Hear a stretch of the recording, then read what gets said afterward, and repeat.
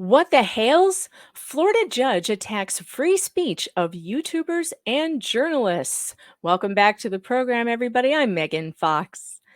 Do you know about this YouTube channel? What the Hales is a YouTube channel. They are treasure hunters. They have over 500,000 subscribers on YouTube.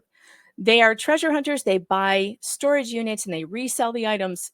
They teach people how to do it. They have a lot of philanthropy projects going because they're so successful. So they give away tons of money and things to needy organizations, etc. Well, anyway, they've had this big audience and they've been, very loved in their community until they decided to buy some property in Levy County, Florida, Otter Creek.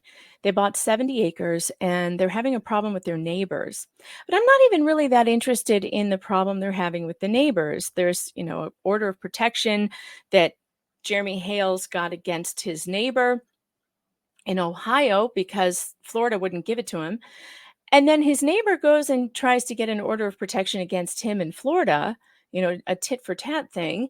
And the judge immediately grants it on a temporary injunction. But what he also does, this judge's name is Craig DeThomasis, he also violates Jeremy's First Amendment rights to speak about his case and his Second Amendment rights, takes away his ability to own firearms and protect himself without even having an evidentiary hearing on the matter. Now, the Hales, they maintain that they have done nothing to this woman, that she has been stalking and harassing them, and they did file the first harassment action against her, and her response has just tied him up in court since October. Well, a DUI guy, Larry Foreman, and me, and Tug, that umbrella guy, we're all starting to cover this case. I wrote an article on it on pjmedia.com, which I would love for you to take a listen to. So I'm going to read it to you. I tried to make it as short as possible because this case is extremely complicated. So I tried to narrow it down to the most important things. I've already told you who they are, so I'll skip into the middle.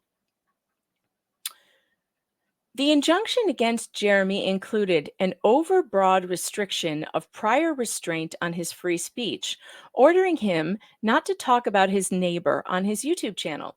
If anyone uses his neighbor's name on his channel or causes his neighbor to be contacted, the judge says that Jeremy can go to jail.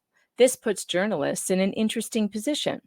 If I reach out to the neighbor for her side of the story, a judge can jail Jeremy. In essence, a judge in Florida is restricting the right of the press to get to the heart of a story through threats of removing the liberty of the subject of the story. Regardless of the matters of fact between the neighbors, the real issue has become Judge Craig DeThomasis, who treats his courtroom like a star chamber.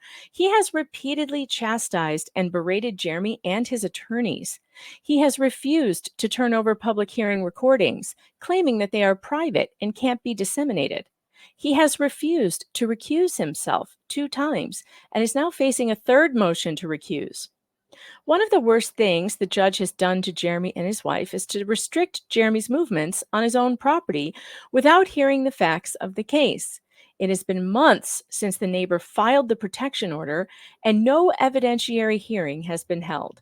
Jeremy cannot drive on his private road because it abuts the neighbor's property, and he must stay 500 feet away from her property at all times. Further, he cannot use a large portion of his own front yard because of the injunction. Worse, his Second Amendment rights have been removed, with no evidentiary hearing to decide if he is actually a threat.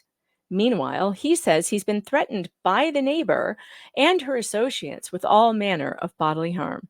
He is also prohibited from hiring security due to the injunction, as he cannot be around anyone with guns. Larry Foreman, the DUI guy, a lawyer with a YouTube channel, and I went over the recent motion to dismiss the judge on a stream yesterday. Foreman has a recap of the events leading up to this situation in the video below. This will be an important and interesting case to watch. Can a judge show aggression and hostility toward a respondent in his court because the respondent is a YouTuber and the judge doesn't like public attention and stay on the case? The law says no. Will he follow it? So far, he hasn't, and it doesn't look like he will suddenly reform. Jeremy's evidentiary hearing is finally scheduled for March 1st, but DeThomas's has put restrictions on his witnesses who don't appear to be on the plaintiff's witness list, which raises serious questions about how the trial can possibly be called fair. The judge has also forced the removal of one of Jeremy's lawyers due to the judge's naked hostility toward the lawyer, which is written in black and white all over his court orders. It's one of the worst cases of black robitis that I've seen in some years. DeThomas truly believes he is the law and that everything he says becomes the law, even though his job is only to listen and interpret the law. Instead, DeThomas spends inordinate amounts of time in every hearing listening to the sound of his own voice, complaining about YouTube, Jeremy's attorneys, and anything else he can think of to avoid hearing the evidence.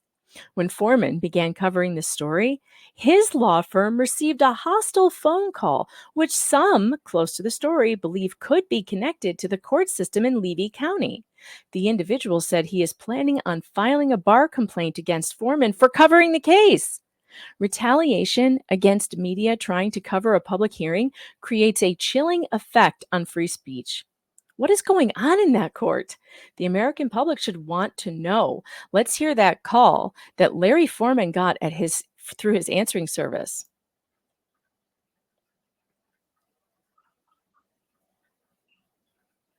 Thank you for calling Foreman and Associates. How may I help you? I'm watching Larry on YouTube right now, and I know his buddy Jeremy Hales loves people to phone flood. So is that what Larry also, is that how he thinks our justice system works? Mm-hmm. Should we just phone flood the courts until they can't do business anymore? Is that his legal strategy?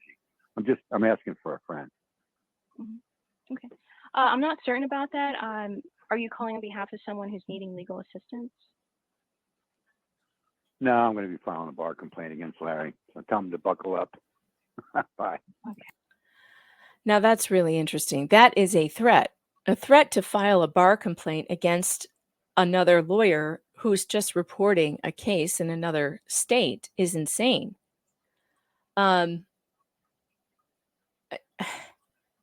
I find that to be horrific. And obviously there's a problem going on in the Levy County court there. If they're trying to keep anybody from just talking about the story. Moving on with the article, no matter who is telling the truth in this case, the Constitution demands that an accused person has a right to face his accuser in public. This means in the open, free from censorship, gag orders, and unconstitutional assaults on free speech. Judge DeThomas might not like what the Hales or Jeremy's speech, but he must, like the rest of us, tolerate it and restrain himself from favoring one side over the other. A judge is supposed to avoid even the appearance of bias, which DeThomas has failed at spectacularly. He is clearly not fit to adjudicate this case and should not only recuse himself, but should be removed from the bench. To catch up on the details of this case, watch Foreman's interview with the Hales family, which I have linked in the show notes below for you. And also, if you are watching this on YouTube, you can get it in the description.